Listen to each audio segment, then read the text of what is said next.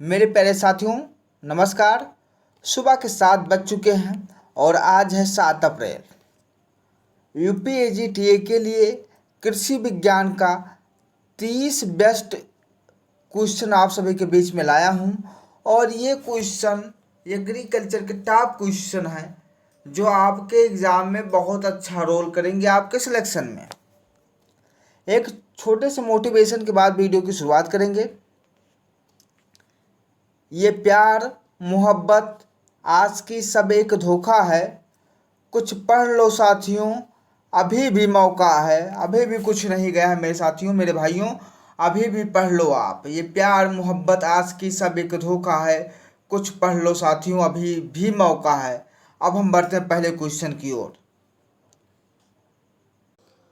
मेरे प्यारे साथियों, सिंगल सुपर फास्फेट में सल्फर की मात्रा होती है, कितनी होती है? 12% होती है। जिन विद्यार्थियों ने 12 सोचा उनका सही है। अब इसमें एक सवाल और बनता है कि फास्फोरस कितना पाया जाता है? सिंगल सुपर फास्फेट में फास्फोरस कितना पाया जाता है? तो 16% फास्फोरस पाया जाता है।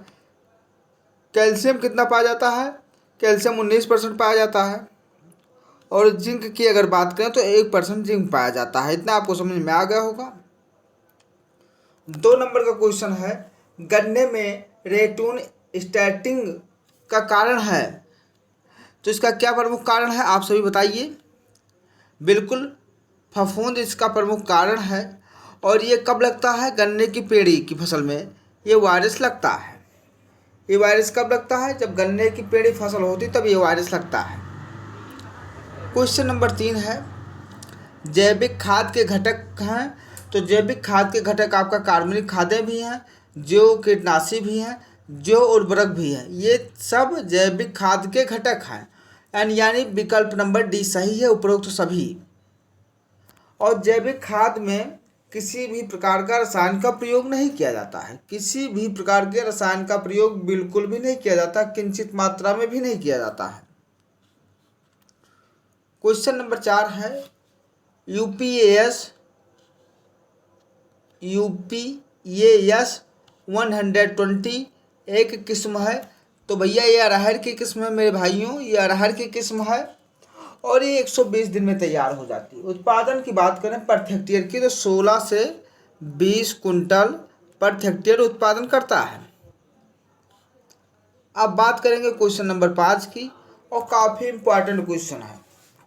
एक सिंचाई उपलब्ध होने की स्थिति में गेहूं की सिंचाई की जाती है या करनी चाहिए?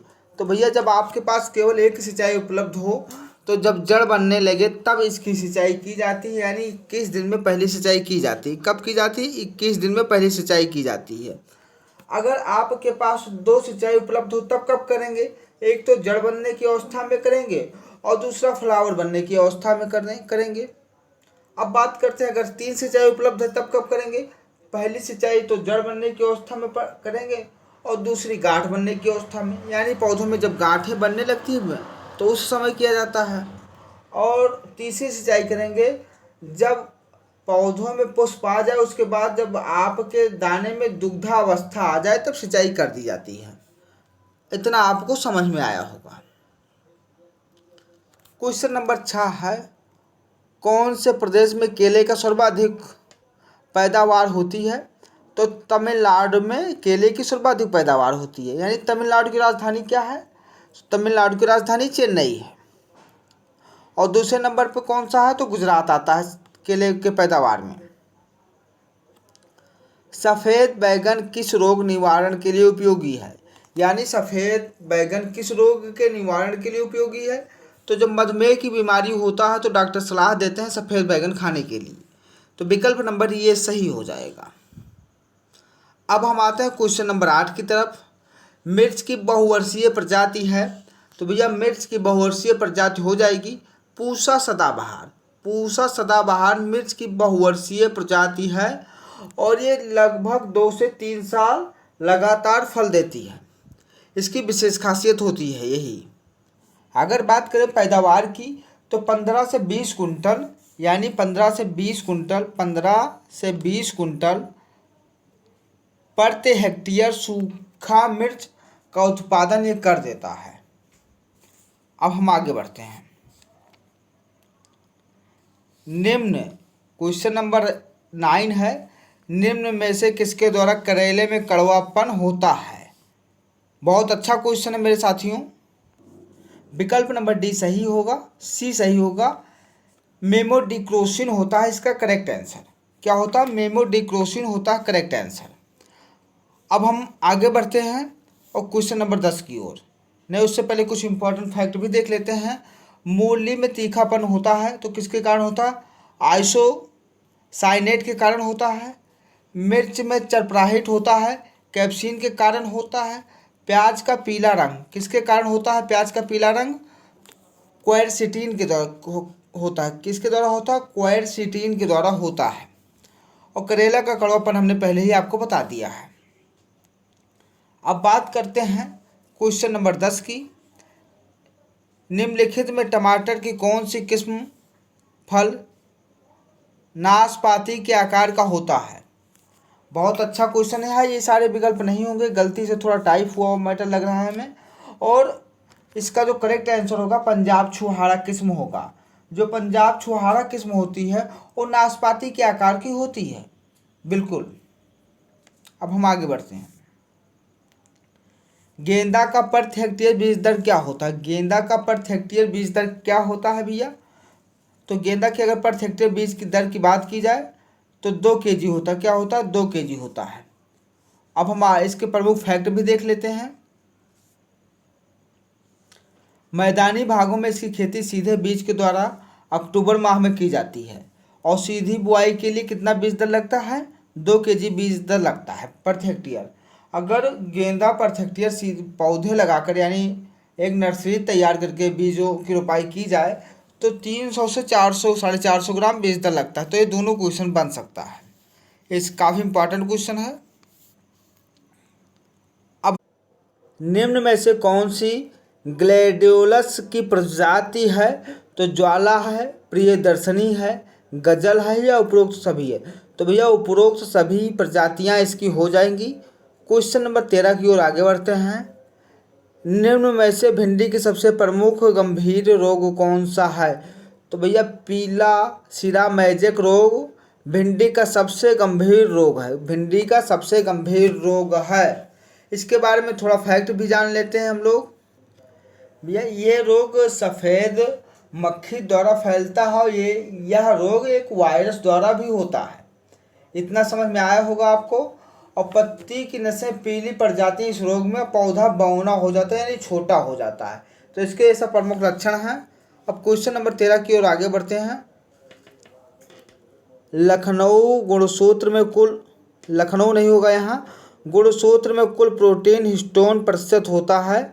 तो कितना होता है? 95 यानी 95% होता है। गुणसूत्र में कुल प्रोटीन का हिस्टोन प्रतिशत कितना होता है? तो 95 होता है। मेंडल ने मटन में कुल कितने लक्षणों को वंशागत अध्ययन किया? तो 7 लक्षणों को उन्होंने अध्ययन किया था। और वो 7 लक्षण क्या क्या हैं? बीज की आकृति, बीज का रंग, फूल का रंग, फली की आकृति, फूल और फली स्थान, तने की लंबाई। इतना समझ में आ गया। इन्होंने 7 लक्षणों पर अध्ययन किया था। अब हम आगे बढ़ते हैं। भारत में किस दलहनी फसल में पहली बार संकर प्रजाति विकसित की गई? किस में विकसित की गई थी? अरहर में की गई थी।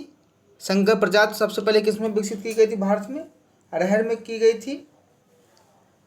अब इसको जान लेते हैं कि ये कितने दिन में तैयार हो जाती है। 120 से 170 दिन। कितना लगता है समय? 120 से 170 दिन लगता है। और उपज की अगर बात करें तो 14 कुंटल से लेकर 28 कुंटल प्रति हेक्टेयर तक उत्पादन होता है। तो बहुत अच्छी प्रजाति है जो संकर प्रजाति विकसित की गई थी अरहर की सबसे पहले, बिल्कुल। अब हम आगे बढ़ते हैं। क्वेश्चन नंबर 17 है। निम्नलिखित में कौन सा खरीफ फसल नहीं है? निम्नलिखित में कौन सा खरीफ फसल नहीं है? तो भैया अलसी खरीफ फसल नहीं है। अलसी खरीफ फसल नहीं है। बाकी मूंगफली, मक्का और धान, मूंगफली, मक्का और धान ये सब क्या हैं? ये सब खरीफ फसलें हैं। खरीफ फसलें कौन कौन सी होती हैं? धान, मक्का, ज्वार, बाजरा, मूंगफली, तिल, कपास, अरहर, सनई, जूट, ग्वार, ये सब खरीफ फसलें होती हैं। और अलसी क्या होती है भैया? अलसी क्या होती है? जैसे गेहूँ, जौ, चना, सरसों, जई, बरसीम, मसूर, अलसी, आलू, तंबाकू, चुकंदर, ये सब रबी की प्रजाति, रबी के समय तैयार होने वाली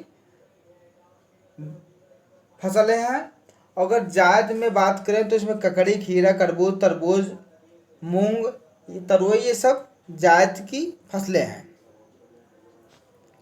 अब बढ़ते हैं क्वेश्चन नंबर 18 की ओर।